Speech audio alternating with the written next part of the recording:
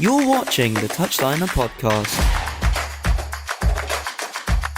Hello and welcome to a new segment on our lovely channel, the Touchliner. That's true. We were a podcast. We've shortened everything down a little bit. We want to make it so that you're getting all the points in about 10, 15 minutes. That's true. Okay? Mm-hmm. Speaking of points, how many points do you get for a win, Josh, in the Premier League? You get 3. 3. We're coming with 3 points. Oh my God. Where'd you get that idea? I know. It was off the dome. We're here. We're A new segment where, and I know this might sound baffling, we're going to come with 3 points. What? I know. 3 points? 3 whole bloody points. This is a whopper. For this week of football that we've just watched, There that we we go. want to talk about, that I'm sure we're just normal fans. Okay, we are just normal fans of football. So we are the general public. We come with unbiased. Yeah. Unfiltered views of what we thought, is going on in the Prem. So we've got some points today we want to talk about. Yeah. Please, Okay. our first point of the 3-point Oh review. my goodness. First ever episode. Oh my Let's go. Well, I think it's no surprise. This is a point that we've made so many times in our podcast episodes. Referees, bookings. Where is the consistency? Now, if you watched our results video, you'll know that we talked about the Arsenal booking,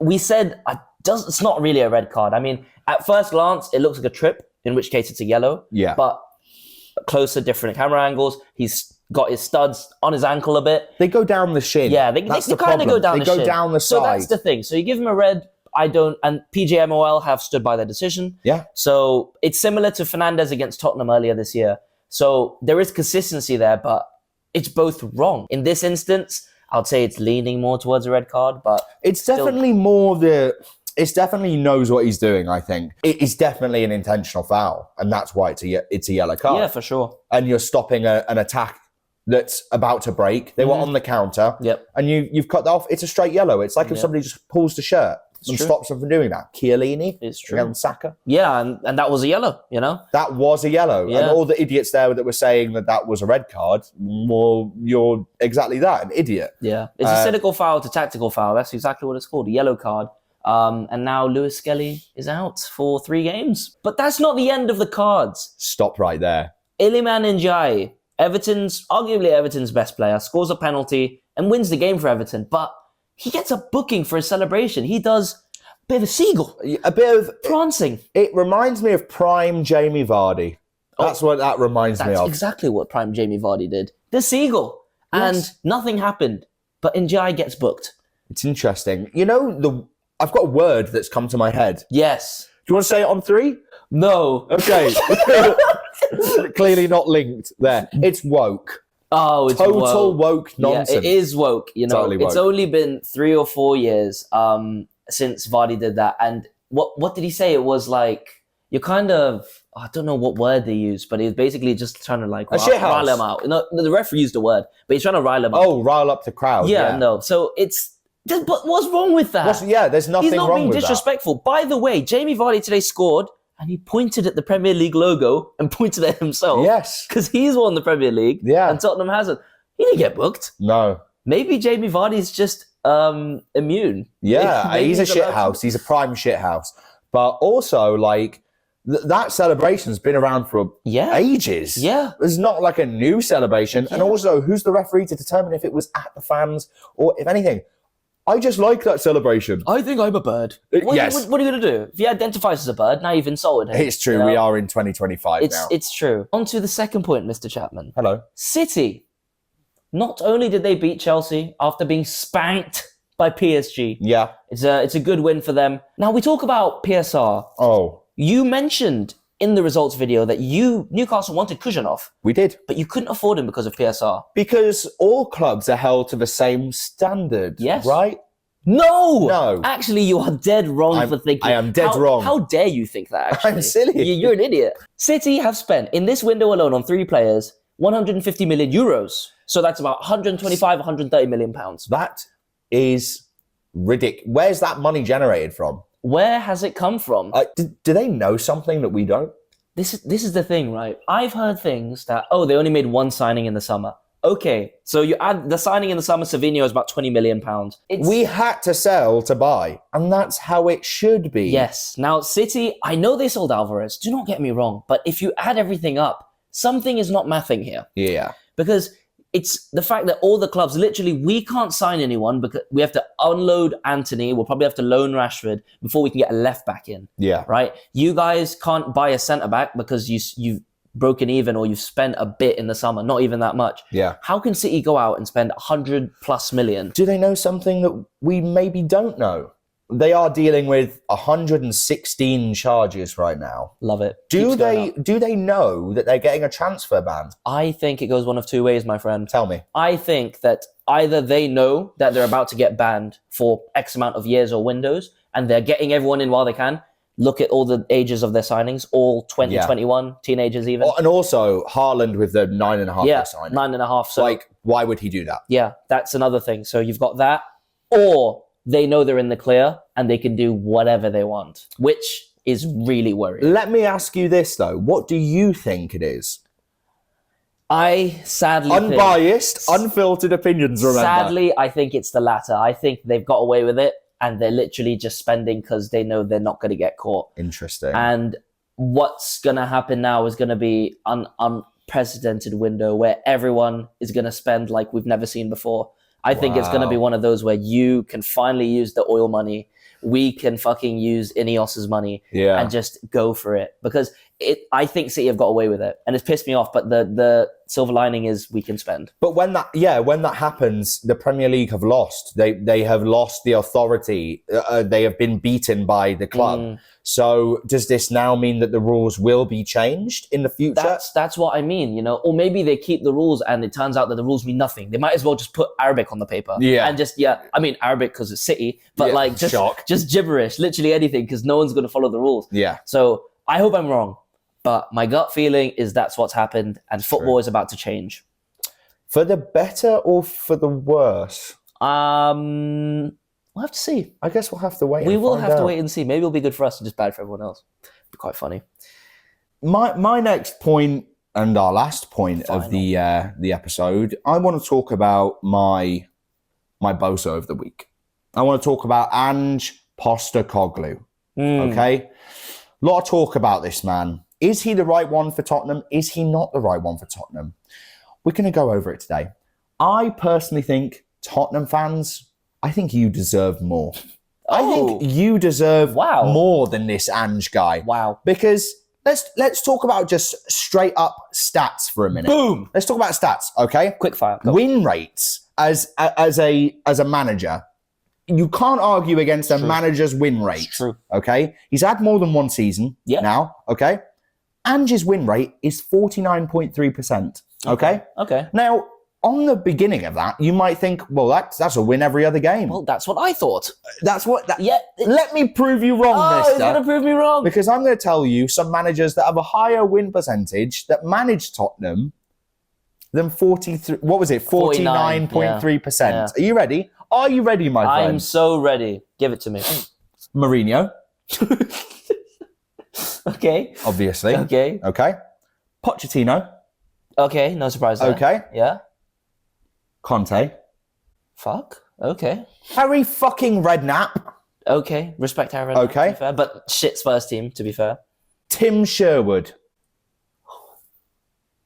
Has a higher win rate with Spurs than Ange Postecoglou does right now. That is poor.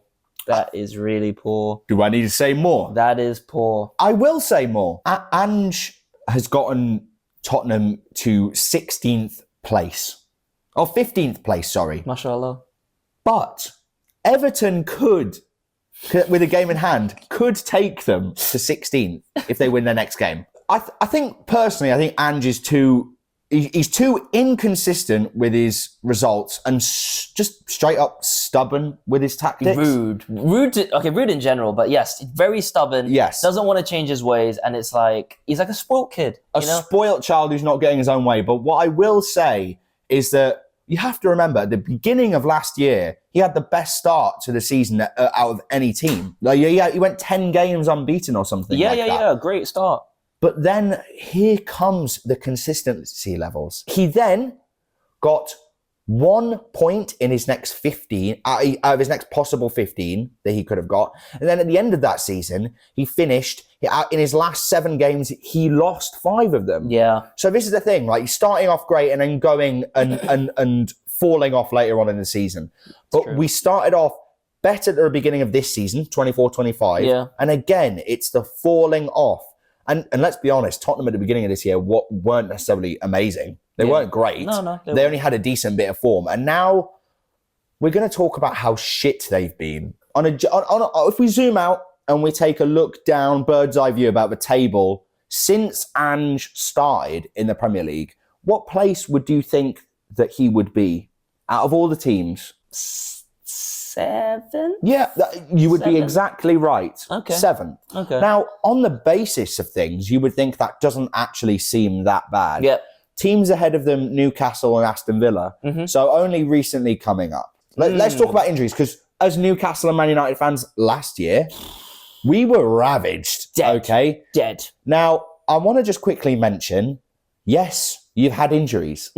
We are not saying that you're lying about your injuries, Ange. We know that and you keep fucking saying We've got injuries, mate. We've got injuries. We've got fucking injuries, mate. We know that, okay? Yep. I just want to mention 2 players today. Maddison and Jed Spence.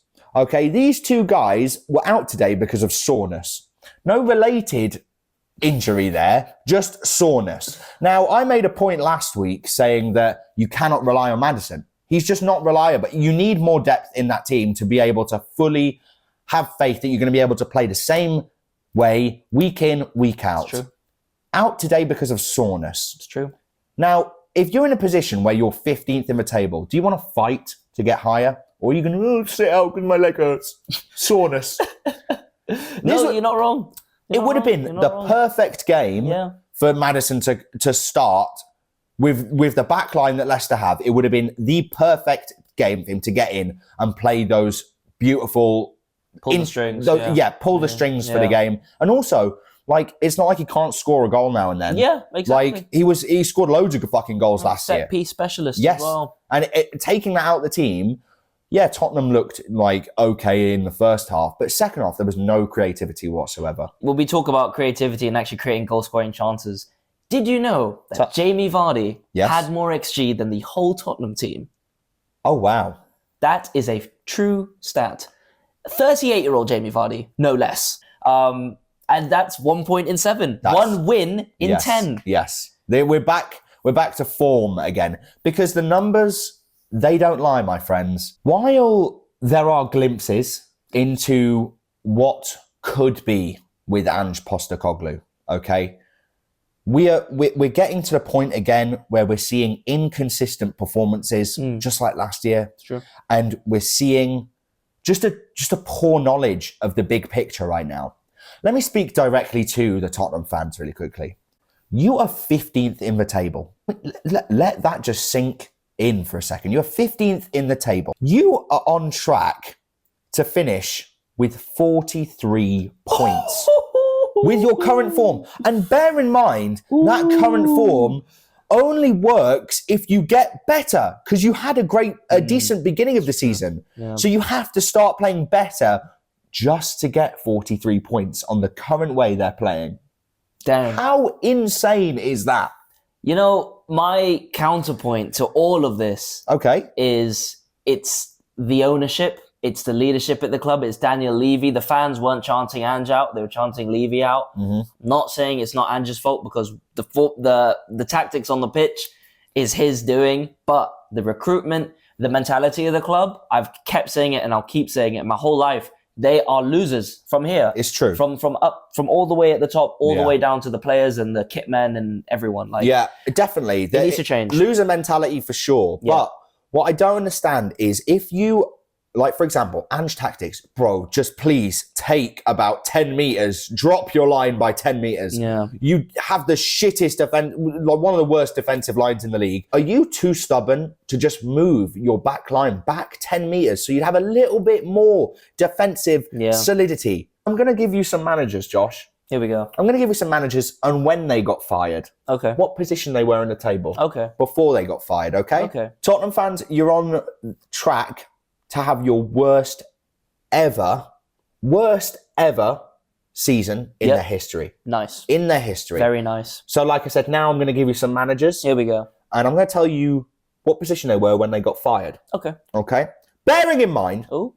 Ange is currently sitting at 15th place. Okay. And has been at 15th for the whole of January. Yeah, Pretty much. Fair enough.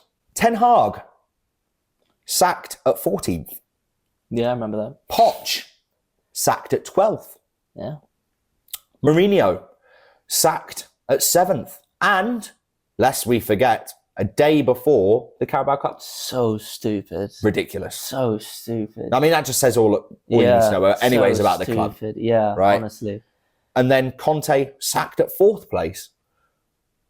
Now, at what point do we say, well, I mean, look at all these managers who have been sacked, who arguably have better resumes than Ange Postecoglou. True. Okay. At what point do you, as Tottenham fans, say, why are we employing this man? Why is he our manager, the manager of our team? They have lost 13 games in 23.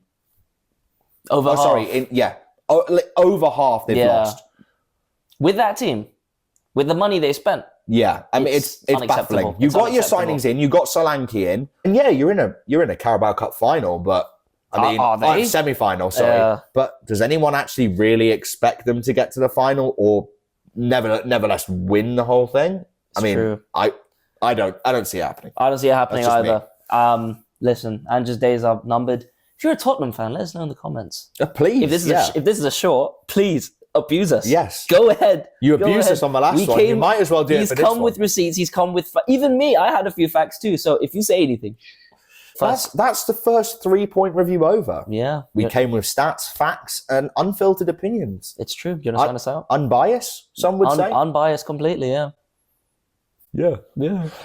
Thank you very much for watching. We'll see you on the next 3-point review. Please like, subscribe. Okay, like our TikTok. Save those, by the way. Save all of them. Save them, yes. Watch to the end and then like them. Yeah. Trust me, the algorithm. We know how it works. It's true. Okay.